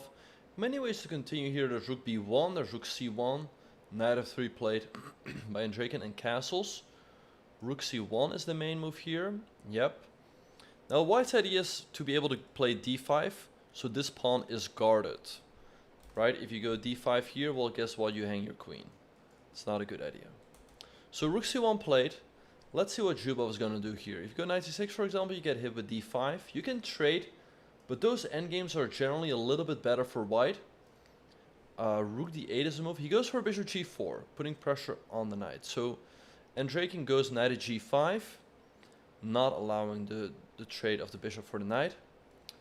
So let's see. If h6, white is going to go h3. Because this trade h3, I guess, because this trade favors white. Okay, you see trade on d4, you have to recapture, and if takes, you take with the king. Bishop has to go back once again. This trade would favor white. This pawn on g5 is weak, knight f3 back. Looking pretty pleasant for Andreikin, I would say. If knight c6, you get hit with d5. If e6, maybe you get hit with rook to c7. So black has some problems to solve here. Rook d8 is a move. But I would say if you're Andreikin, you can't complain too much. He's slightly better. I guess trade and bishop d3 looks very pleasant. And you follow up with rook to c1. You control the only open file on the board. Bishop b5 played. Okay, this move is instructive. If black goes knight c6, you can take, and then black is a weak pawn on c6. So that's his point. So he's making it difficult for black to develop. If black goes a6, I think you go rook c1. Bishop d7 played. But now take and rook c1 looks very unpleasant. Rook c1, because you cannot stop rook to c7. Knight f6, but I guess just king d3, defending the pawn. Looking very, very pleasant for Andreikin. Knight e8, but now this knight is very passive. So black is controlling all the entry squares, but he cannot do anything himself. d5 played by Andreikin. King f8. Okay, let's see how white's going to continue though, which is not that easy. Maybe bishop c5 and knight d4 is a plan. Knight d4 played right away. I guess he just wants to expand here. Yeah, if you get f4, e5, g4, king e4, things could get very unpleasant for black. So maybe rook to d8 and e6 is an option, trying to undermine the white center. But let's see what he's going to do. Okay, rook d8 played f4. Yep. Okay, so e6, I guess he's going to take an e5 to blunt the bishop. It's really difficult for black to make some moves here. Once again, you don't want to move this knight, because then you allow rook c7. So, note also that Andreikin has almost 2.5 minutes on the clock, and Zubov is getting close to a minute. So definitely a very good situation for Andreikin. Zubov getting under a minute. He's under a lot of pressure here. He's got to make a move, but it's not easy. Like if you go b6, you allow knight c6. You can go a6, but then this pawn becomes backwards. e6 played. Okay, I guess takes. And if takes e5. And this bishop is very passive. So he takes. So maybe what black has to do is give this bishop up first. And then take on e6. But this still should be pretty pleasant for white. So you have to take. I guess you got to take with the pawn. Yeah. Now maybe king e3, so this bishop is unpinned. And you actually threaten to take this pawn. King e3 played, yep. Players listening as well. So b6, defending the pawn. Maybe just g4, expand on the king's side. If rook c6, there's king e7. So white is better, but there's nothing direct. So I think for that reason, white should just push pawns, which is what he does. G4. Okay, maybe bring the king. King e7, king d7, rook c8 is an idea, h4. But even that endgame could be very unpleasant, because white is going to create a passer. So rook d7 played. If rook c8, there's knight d6, and the knight gets jumping. So let's see, maybe bishop e5 to try to dominate the knight. g5 played. Okay, now if takes, okay, he goes to h5, trying to keep the king side closed. Bishop e5 played. Yeah, this is very unpleasant. Yeah, knight d6, maybe rook c6. Black can barely move there. Yep, knight f7 runs into bishop f6 and you lose the game. Knight b7, but let's see, bishop f6, there's still king f7. What is Andreikin gonna do here? Maybe rook c8. Oh, but f5. He breaks through. Take, g6. Wait, how's black gonna stop this pawn? g6. G6, just push the pawn off the board. I don't think king f4 played. This also looks very good. He just wants to take here. Very, very good game by Andreikin so far. Very, very impressive. I think Zubov. Okay, knight d8 played, hitting the rook. Check. Wait, check. King f7. There's g6. Takes and you lose the knight. If you go king back, you get pinned. I think bishop f6 wins the game. Andreikin has 1 minute and 10 seconds to figure it out. So let's see what he will do. Lots of good options here. I think bishop f6 wins the game. Bishop f6, king f7, g6 you have to take. You take the knight and you're up a full piece. Bishop f6 played. King f7 is forced. If you go back, then you get pinned. g6, good move, take. You take the knight. And there's rook c7. Rook c7 I think is the easiest. You trade the rooks, yep. And it's just game over. Like, you're just gonna take this pawn here. Now anything wins, maybe a4. Yep. Black has no moves. King there, king g5. Yep, you're just gonna take here. Model game by Andreikin, really. Take the pawn, yep. This king is gonna come back, king g5. This pawn is not going anywhere. And this pawn is gonna become a new queen. So great game by Andreikin, who moves to 8.5 out of 9. Taking the sole lead in the tournament. Can anyone come within half a point of him? Let's watch Raunak against Demchenko. So Raunak's up a pawn, but very difficult to convert. Everything is on the same side on the board. Opposite color bishop, rook e5. Knight c4. Okay, the rook has to move now, but if he gets an e5, then he gets active. e5 now, the knight has to... It's a passive square. Rook d7, he wants to line up with bishop d5, rook d8. Bishop d5 is looking very unpleasant. Now the knight could hop into d6 as well. Bishop e7, hitting the rook. Look at this knight. This knight is not doing anything. Bishop c6. Knight d6. Wait, if take, you make a new queen. Knight f8 played. Let's see, bishop d5. But there's take on rook d7. But rook e7. Black missed a draw. He could have given a check on rook here.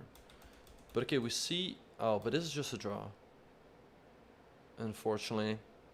This is just a draw. This game is going to end in a draw. So Demchenko is going to... Wait, what?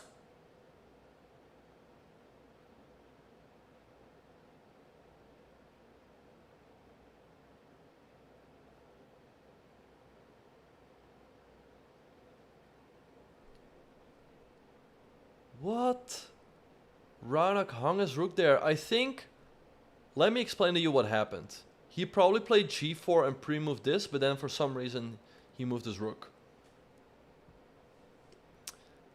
Very unfortunate loss for Raunak, but he was probably out of contention anyway. Let's see who we can still watch. Let's watch... Oh, lots of games have already come to an end. Still a couple games going on. Let's see. Let's watch Zhigalko. Zhigalko playing here with white, so he's about to lose. You go king here. Oh, no, sorry, you just queen. Now, I'm pretty sure black can convert rook versus king, so black wins. Yeah, so last couple games of round number 9 are coming to an end. This game is a draw. You just keep checking. The king doesn't have anywhere to hide. And it's a draw by agreement. Yep. Let's see. Last game of the round, a knight endgame. This should be a draw. If you take here, what black's gonna take there, and there's no way to make progress. You cannot move this knight because then you hang the pawn. You can go king back, and it's a draw by repetition. Yep. Let's see, is there still a game? Okay, this is the last game of the round, which is gonna end pretty shortly. White resigns because black was about to move the king and make a new queen. And that wraps up round number 9. Let's have a quick look at the standings. We see that Andreikin has a sole lead with 8.5 out of 9. Only Demchenko, who had a lucky win there, is in sole second with 8 out of 9. So those two are going to be playing each other. There's a pack with 7.5 out of 9. Those players will have to win their last 2 games to have a shot for first or anything. So let's see. But the game to watch is, of course, going to be Andreikin versus Demchenko, which is going to start any moment now.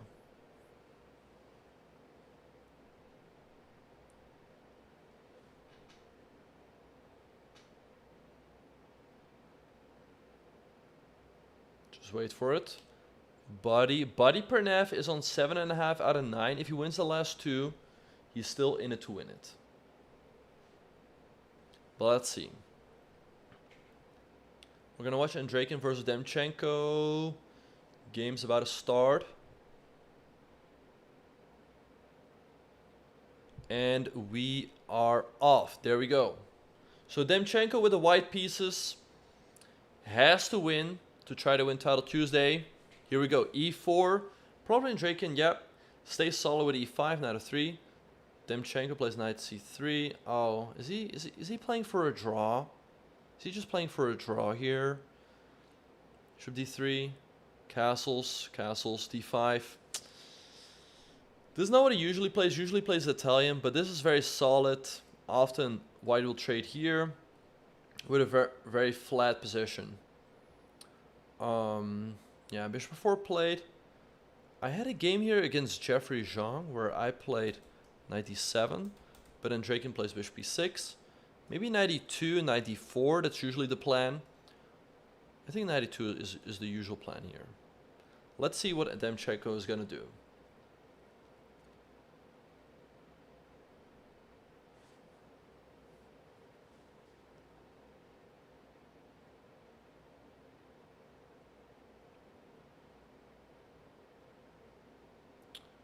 Rook fd1 played. Okay, that's a bit unusual, because usually they put this rook here and this rook here. But bishop e6, knight d7, knight e2. Okay, so you can go knight c5, try to grab the bishop pair, but the white's going to go knight d4, put pressure here, put pressure here. So I guess I was a bit quick to say that Demchenko was playing for... I mean, he's trying to be solid. Let's put it that way. Let's go knight. He goes knight d4, hitting the bishop, hitting the pawn. Not easy to defend. Queen b6. Okay, if you trade, black's probably fine. Not a big fan of this trade because he could have traded whenever he wanted to, so maybe it was better to drop the bishop back. And he said, we see a trade in c4, very thematic. Wants to soften up black's pawn structure. Knight e5. Okay, I guess you have to take, because black is literally hitting everything. Hitting the queen, hitting the bishop, hitting the pawn. So I guess take. If you take, black's going to recapture. Maybe black is slightly better, because he's going to follow up with bishop c5, putting pressure here, putting pressure here. White's queenside majority is not really going anywhere, so then black's pawn in the center should count for something more. But still, it's very even. Okay, a3, hitting the bishop. Bishop has to go back, I guess. Oh, and a draw agreed. Bit disappointing, but Andreikin keeps a sole lead with 9 out of 10. If he wins the last game, he is guaranteed first. Demchenko is an 8.5 out of 10. He will have to win the last game. Let's watch some other game. Let's watch... let's see. Let's watch Amin Tabatai. He's playing with the black pieces against Valery Zverdoff. So once again, this is a game that both players are trying to win here. Trying to keep their chance alive for first.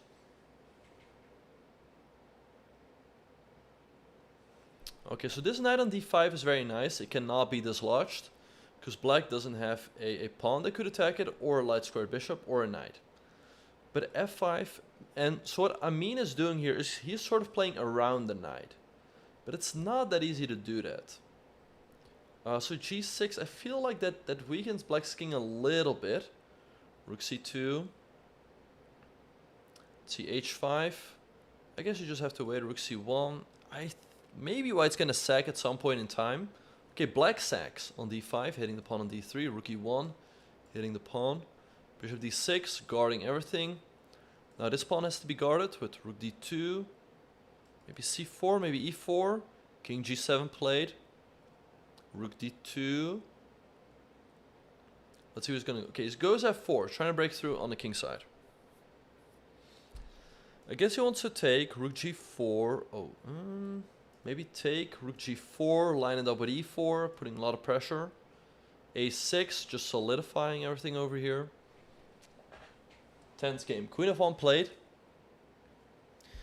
Good move. He wants to go queen g2, offer a queen trade, or enter the black position. So let's see what Tabatabaia is going to do here. f3, that looks off. Queen h3, yeah, he's trying to enter now this way. Rook g4 played. Not over yet. Yeah, this queen is now out of the game. And if you go rook e3, you give black the chance to go c4 or e4. Because you leave this rook unprotected. So queen f1 back. e4 is an option, but take, I guess, it's not really leading anywhere. g5, okay. He's really trying to break through. Takes h4.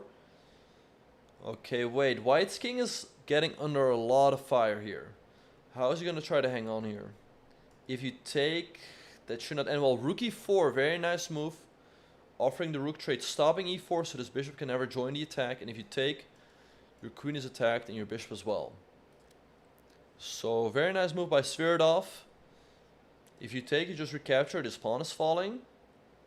Tabatabaia in trouble. If you take here, you take here. It's not good. Take, take. He takes there. Queen f3. I think it's just over. Rook f1. Rook g6, but maybe just queen f5, offering the queen trade. Very practical. Because if you trade the rooks, if you trade the queens, then you just go here, trade the rooks, and it should be an easy way to victory. I think Zverdoff's going to win this game. He's up too much material, and I don't see any resources left for Tabatabaia to complicate the game. Let's see what he's going to do. Rook h6, but just king g2. This is now also a threat. Rook g4. Just trade. g4 played instead. Okay. King f3. Okay, but now there's still work to be done. Like, if you just go rook g4, trade, g4, you just walk this king up the board, it's just game over. But now, there's still work to be done. Here comes Tabatabaia with the rook. King e4, maybe rook h2, hitting this pawn. King d5, hitting the bishop. Bishop c7, okay, but now this pawn is hanging. But it's also still under attack. King c6, hitting the bishop once again. Bishop d8. Rook f8.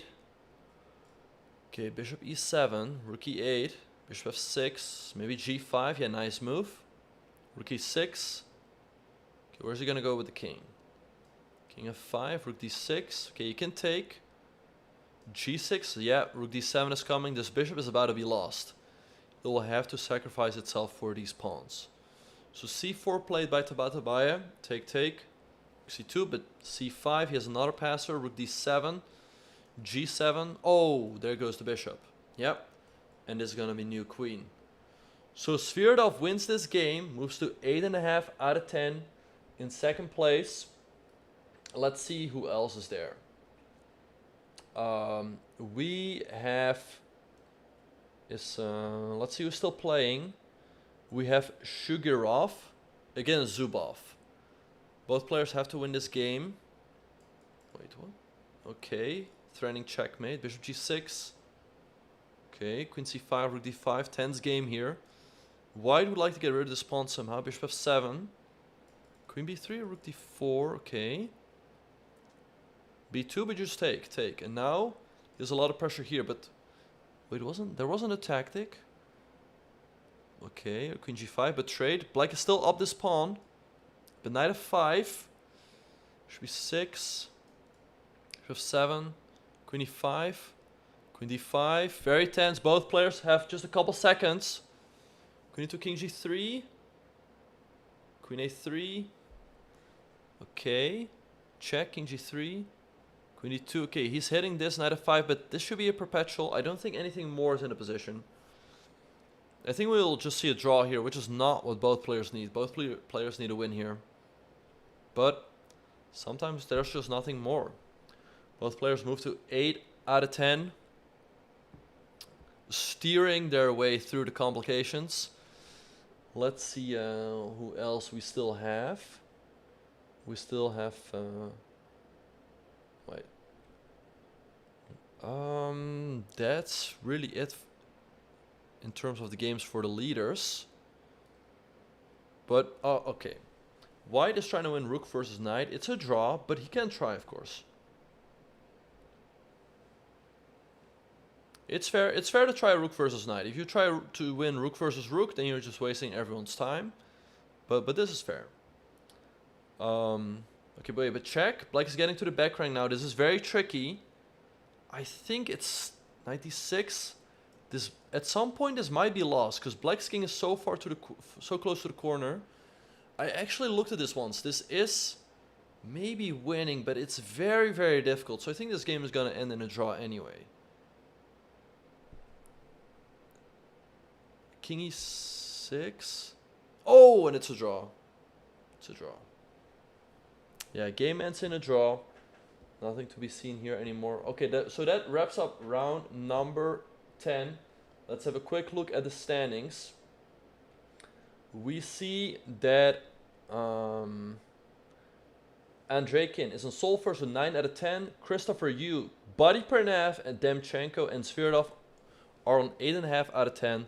So let's see who is gonna play who. And we are off. So Andreikin is playing Zverdoff. Zverdoff going for the win here with the modern defense. He's saying like, yo, I wanna win this tournament. A draw is not enough for me. But it's a risky opening. So it's gonna be interesting to see how Andreikin is gonna approach this game. If he wins, he guarantees himself sole first. A draw will probably also be first because he has a very good tiebreak. So I think Andreikin will be happy with a draw here. So yeah, he takes. I think this is a fine transition. The position clears up a little bit. So yeah, if you're Andreikin here, he should be pretty happy with the outcome of the opening. I think he's slightly better. Once again, a draw would be a good result for him here because that would probably guarantee him first. So let's see, maybe queen d2, trying to trade off the bishops. h4, h5 makes sense.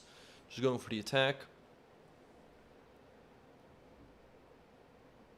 And let's see, so bishop h6, he wants to trade. c5. Knight h5.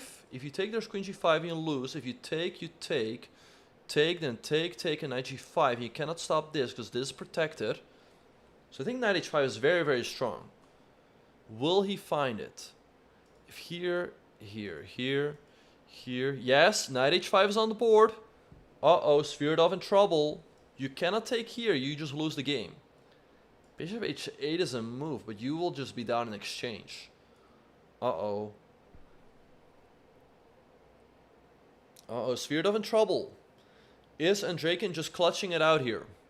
Once again, if takes... takes. If takes, you want to go knight g5, but there's still knight f6. So what do? We take this knight, black recaptures, and then we go knight g5, threatening a checkmate. Black can play knight to f6 to defend, but we can just take that knight, restore the material balance, and black's king is still very exposed, so white is winning there. So I hope that made sense to everyone. Bishop h8 played, a take on f8. Andreikin's just up in exchange here. This knight is under attack now, so I guess knight f4. Your up material trades are good. Let's see what he's gonna do. Yep, up in exchange. This should be his title Tuesday to win. I guess at this point he's not offering a draw anymore. Knight f4 played. Okay, once again, trades are good for him. Take. If takes, don't take with the knight because that allows e5. I guess you just take with the pawn. This pawn is isolated, but white also has the open c-file to attack. So overall, it's looking very, very good for Andreikin.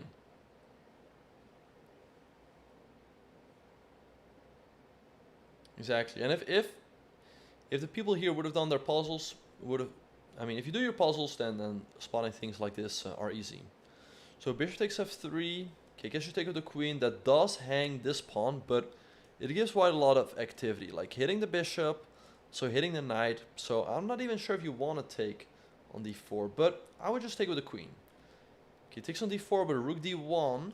If e5, there's bishop e5, bishop f7, leaves your rook hanging, so you don't really want to do that. There's knight e5, but then maybe just queen f4, because this trade should be good for you, because then this knight is loose, bishop f7 now. Yeah, you cannot take it, that leaves your rook hanging, you have to go king up. Yep. Okay, white's up a clean exchange now. Bishop d5, he goes for the trade. Also hitting the rook, by the way. Take. Rook f8. Okay, this pawn is under attack, so you want to play rook c1, but I will not hang this pawn, because that gives this knight an anchor square on c5. So b4, nice move, taking away the square for the knight. And if he gets rook c1, rook c7 in the next couple of moves, I think the game's just about to be over. g5 play, trying to go g4. Rook e2, so g4 you can just take, protecting this pawn.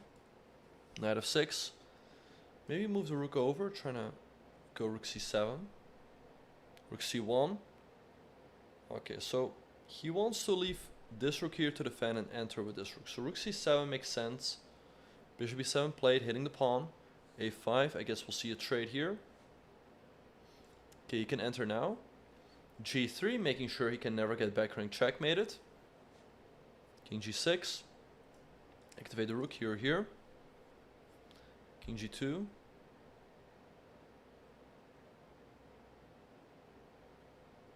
Rook c7, rook f7, sorry. Maybe bishop a6 makes sense.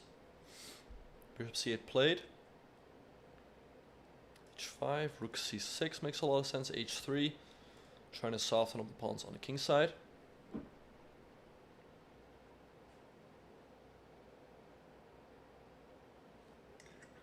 a4, take. Rook c6, yeah, he's threatening this now, because the knight is pinned. King g5 played. Trying to hang on here, but white should be winning here, but it's not easy to come up with a plan, because what are you gonna do? a3? Okay, wait, but this pawn is weak, so he could just try to go after that. Let's see. Wait, so what is Zverdoff gonna do here? Knight d5, okay. Trying to hop around with the knight. Okay, he wants to go here, hit the rook. Then, okay, bishop e6.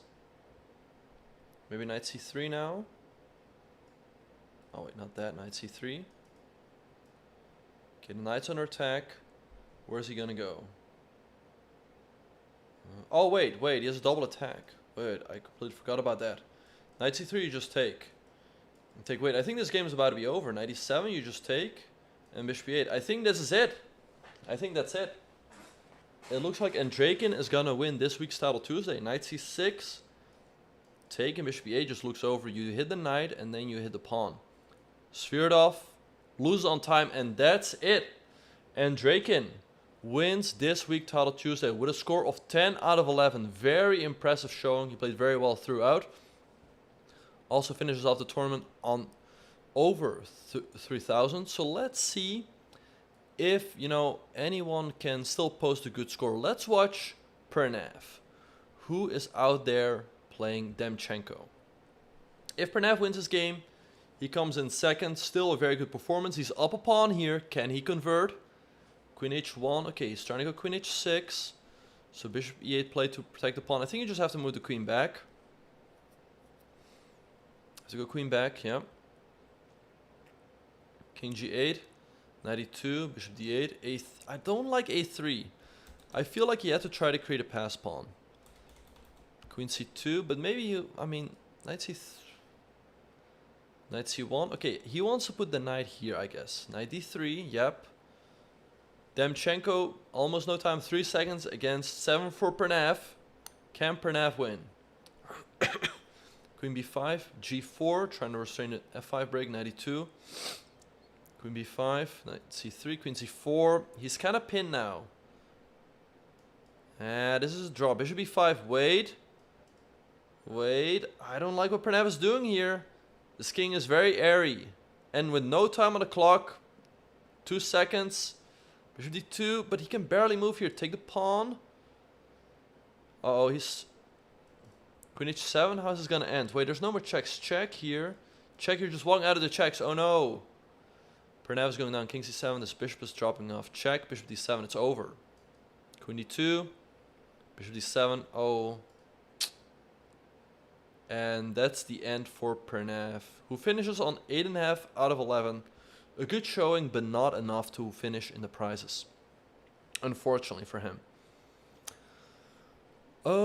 I think all the big players are pretty much done with their games.